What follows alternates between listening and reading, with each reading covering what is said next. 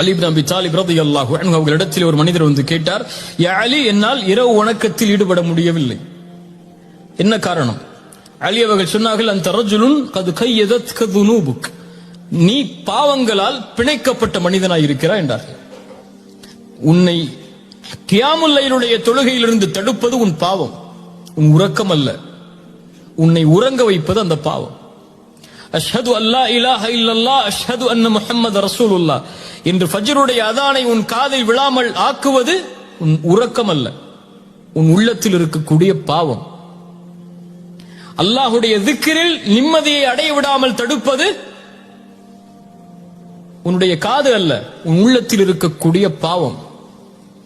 உலக வாழ்வில் எது நடந்தாலும் இறைவனிடமிருந்து அது உன்னை தூரமாக்கினால் நீயாக தூரமாகவில்லை, உன் உள்ளத்தில் இருக்கக்கூடிய பாவம் அல்லாஹ்வுடைய அருளை தடுக்கிறது.